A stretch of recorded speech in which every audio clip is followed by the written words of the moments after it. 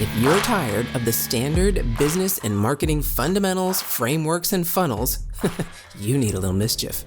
Get ready to turn up the volume on the CEO Mischief Maker podcast, where you access conversations with seasoned business owners who have smashed through mindset barriers, innovated the standard boring business and marketing playbooks, and executed future-paced strategies with bleeding-edge tools and tactics to micro-fail their way into massive success and growth. We are Mindset Impact Strategic Catalysts helping innovative entrepreneurs focus. We are CEO Mischief Makers. Ready to make a little mischief?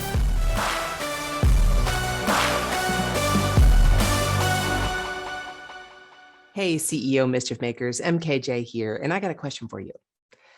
Are you struggling with your bookkeeping and accounting? Do you wish you knew very clearly what your monthly numbers were? Okay, I highly recommend checking out Ecom Balance if that's you, because these guys are a monthly bookkeeping service built specifically for the e-commerce industry. They specialize for businesses selling on Amazon and Etsy, Shopify, Walmart, as well as e-commerce agencies and e-commerce software companies. The founders, one of them you just heard on this podcast, Nathan Hirsch, and his co-founder, Connor Gillivan. Nathan and Connor were Amazon sellers themselves and founded FreeUp together. I've used FreeUp many times, and FreeUp was acquired in 2019. But now they're on a mission to help e-commerce and online business master their finances with Ecom Balance. If your books are behind, or you're just struggling to keep up with them, or you're frustrated with your current bookkeeper, check these guys out. Go to callmemkj.com/Nathan, and you will get a link directly to Ecom Balance. That's callmemkj.com/Nathan, Nathan. Okay, must be Wednesday if we're talking about impact and innovation. Now, if you didn't listen to the first episode when we talked about mindset with my wonderful guest, Nathan Hirsch, you need to go back and listen to that, because there were some, I talk about micro fails to get us to success. Well, I think Nathan had a little more than micro fails in that first iteration of business. So Nathan, welcome back. And let's start with impact. Now, you talked about 4 businesses the last time we chatted, and each of those businesses, I think, had a different impact, and you innovated frameworks differently. Can you start with your Amazon business? Did you even think about who you were impacting when you started that so young? Yeah. So I think one of the things for me that I didn't like about the Amazon business, and I felt this for all 7 years that we were running it, and it's one of the reasons why I wasn't motivated to keep selling on Amazon at the end personally, is I didn't feel like I was impacting anyone. At the end of the day, yeah, I was helping my team, and that was great. But I didn't feel like I was helping the world in any way. At the end of the day, I was just marking up products. I didn't have my own brand or anything like that I was building. I was shipping plastic around the world, probably not that great for the environment.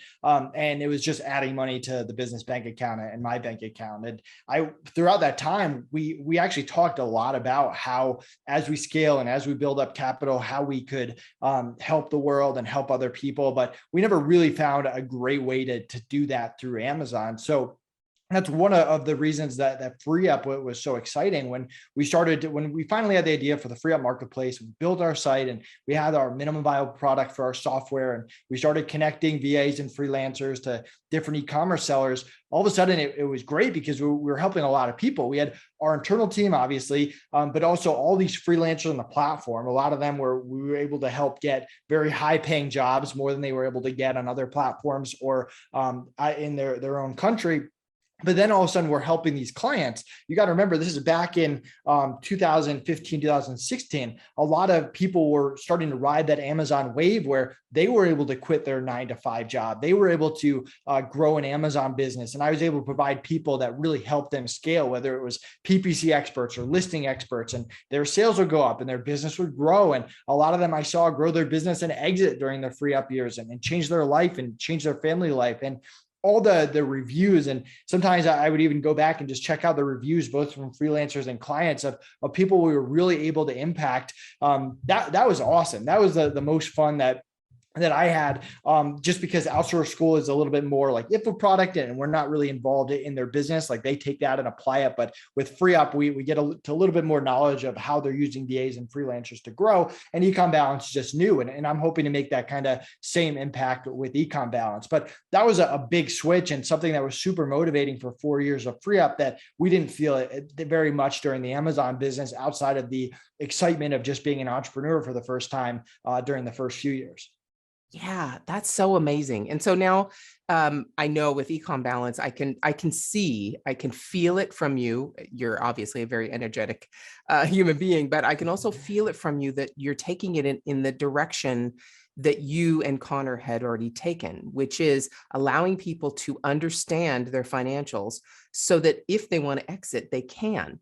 So you're facilitating in an indirect way. And I know you're also facilitating in a direct way just because of who you want to invest in as well. But really with this business, you're facilitating in an indirect way the ability of entrepreneurs to grow beyond what they thought was possible and actually exit. That kind of impact must be pretty amazing. Yeah, and the exit part of it, the exiting is part of it. I would argue that most entrepreneurs don't exit, and that's a small percentage. Although we live in the world of aggregators and stuff now, although they're cutting back.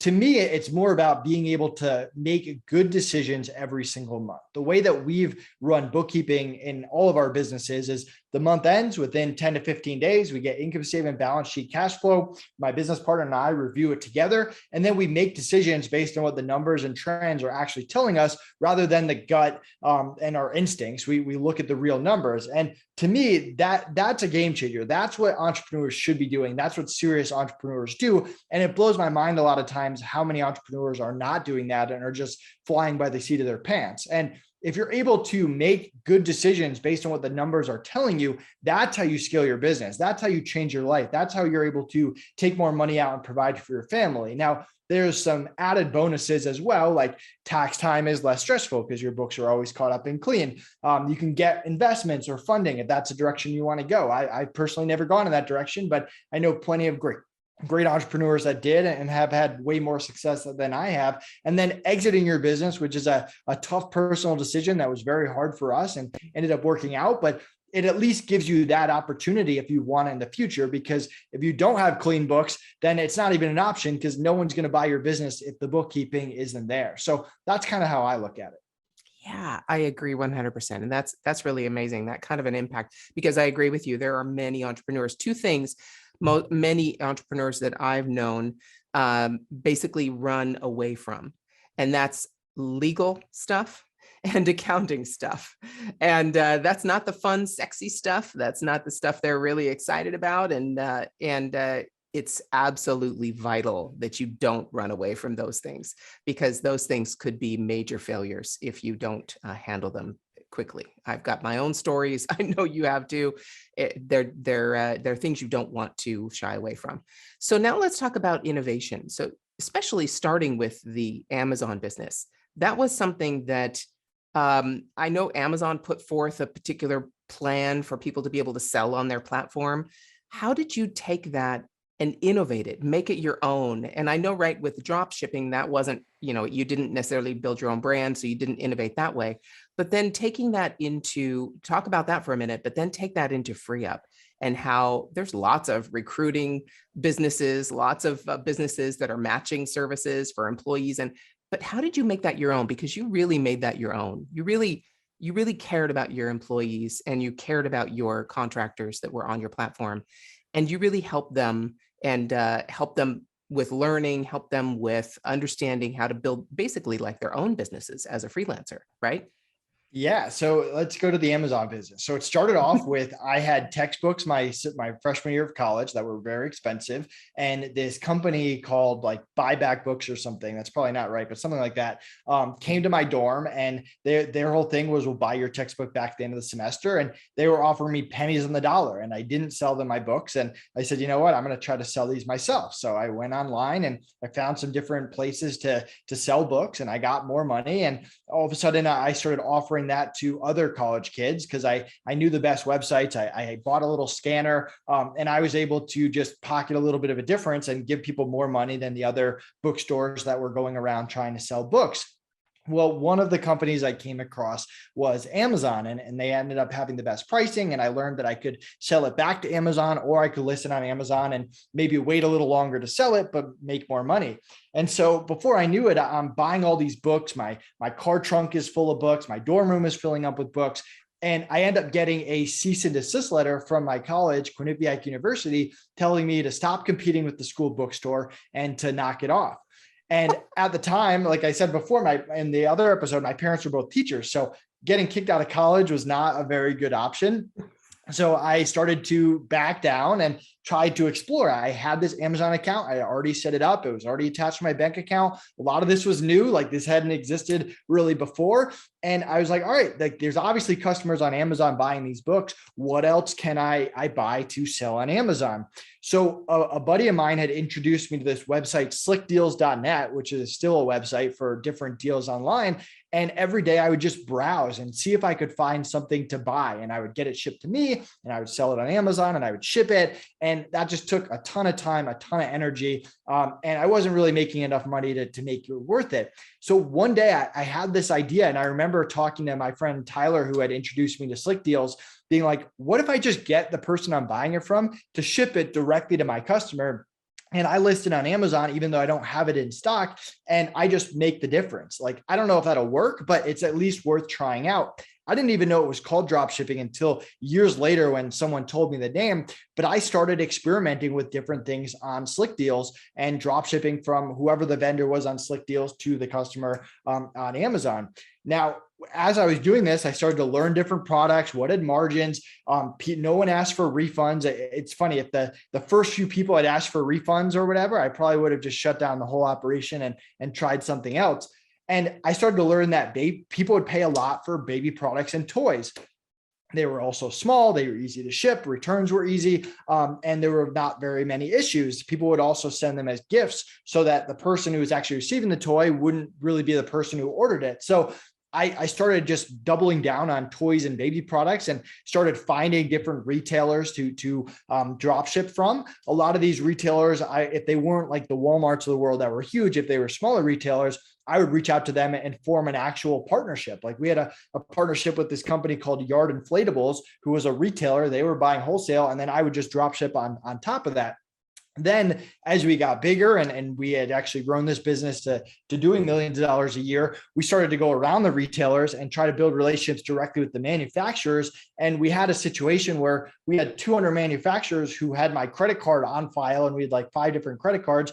And we would just email them an order, and they would ship to the right spot. They would charge my credit card, and that was the operation. It was a little chaotic because we were just getting like huge credit card statements every single month, but it was extremely profitable. And it all kind of evolved step by step to what became our big manufacturer drop shipping business on Amazon. I'll pause there before we talk about free up, but that was kind of how that.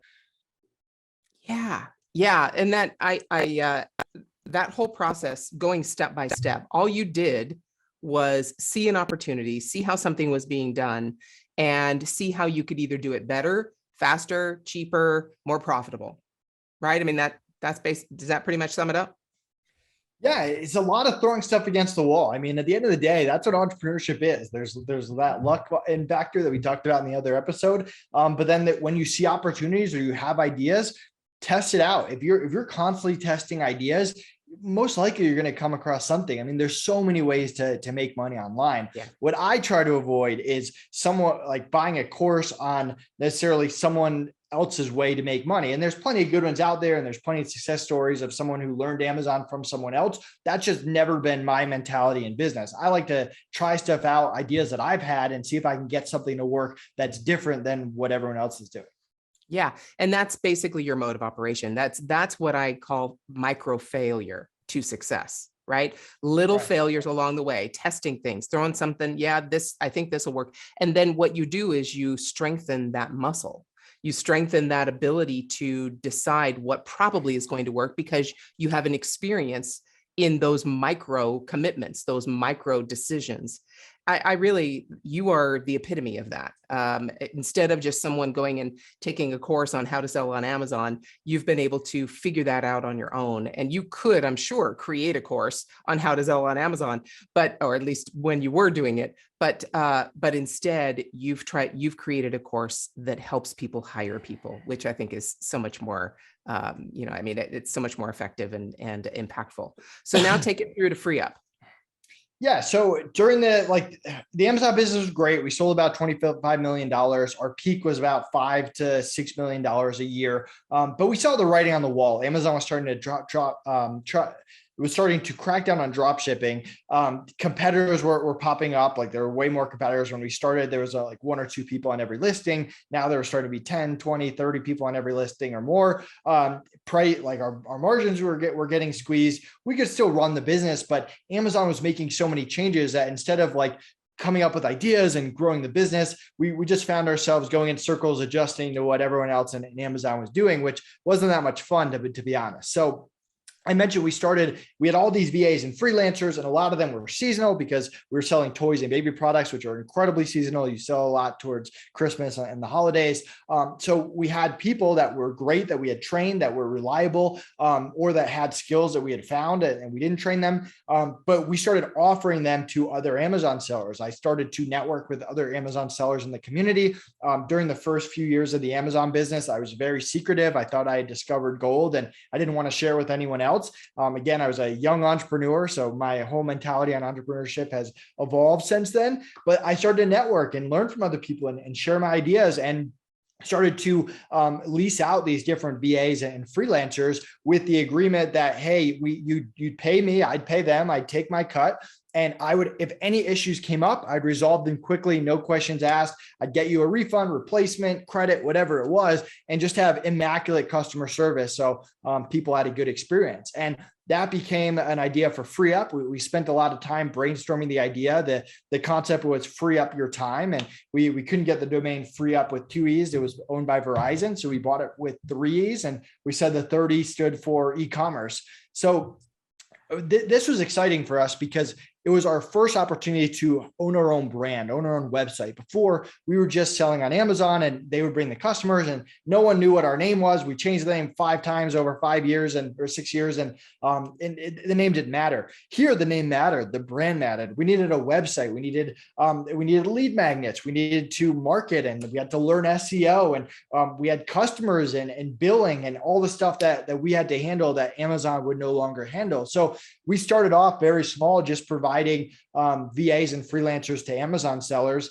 And what we did was we said, hey, let's try to contact every single person in the Amazon space, every Amazon software company, every Amazon influencer, every Amazon podcast, every Amazon Facebook group owner. And we just tried to partner with them or to partner with as many as possible. And we got to know a lot of great people, and we got rejected a lot. I was getting rejected 20 times every single day, but we were just very, very consistent about it. And we looked to build partnerships. And as our list grew, all of a sudden more people wanted to partner with us. I remember going after some of the big podcasts that now I've been on 3 times. At the time, it took me 2-3 years before they would say yes to me. And it took constant emails. It took me filming videos, myself talking to try to get on their podcast.